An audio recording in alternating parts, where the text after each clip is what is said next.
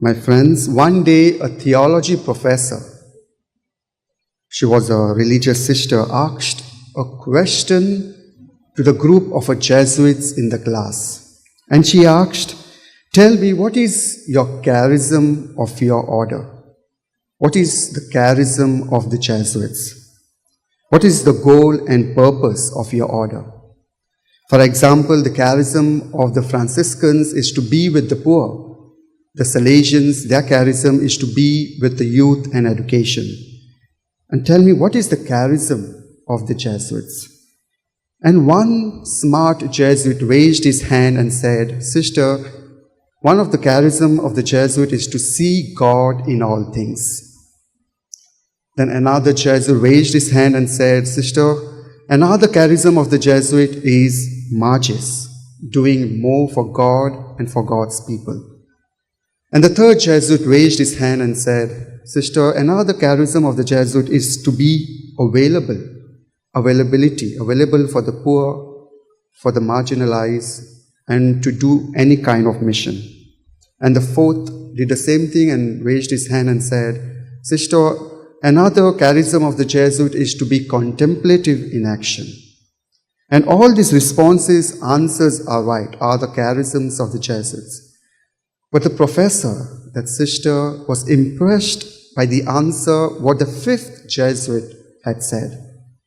And the fifth Jesuit had said that one of the charism of the Society of Jesus or the Jesuit is to discern the work of God in today's present time. And it is precisely Jesus is telling us in today's gospel to read the signs of the time. He's saying the time changes, so we Christians need to change constantly. And therefore, he's asking us to act without fear, to act in freedom. When we are free within ourselves, we'll be able to give ourselves freely to others. Be strong in our own faith. Be strong in the faith in Jesus. And finally, he's telling us, be strong to speak the truth of the gospel. And often we forget to do that. We forget to speak the truth of the gospel because we like to remain in our own comfortable places. We enjoy our own comfort zone and we forget to speak the truth of the gospel. In other words, we don't like to discern the work of God in today's world. And how can we understand the signs of the times? First and foremost, by silence. Silence is necessary. Silence helps us to observe things. It helps us to notice. It helps us to watch, to observe.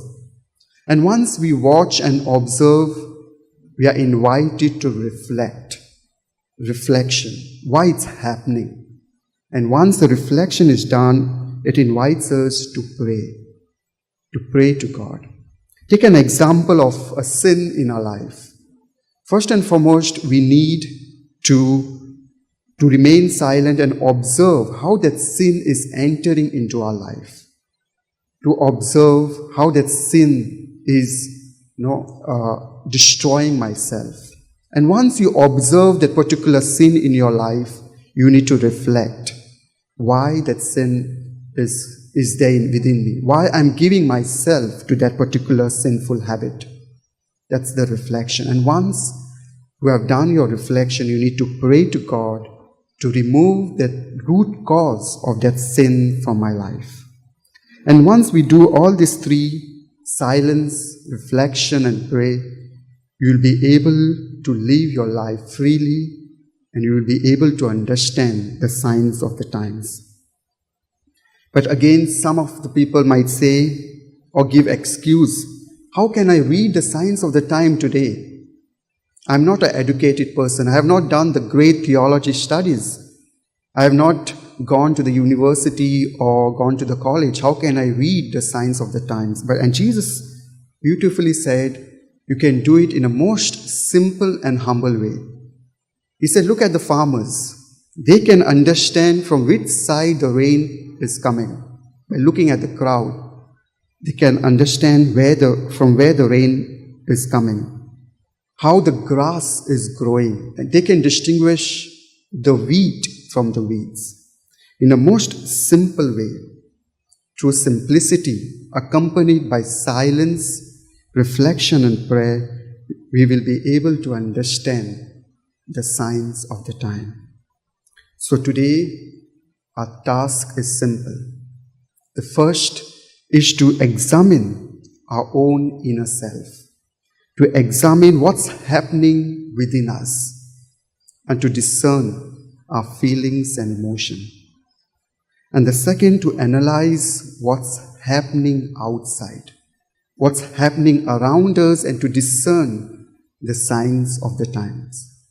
And how can we do this? We can do it through silence, reflection, and prayer. Amen.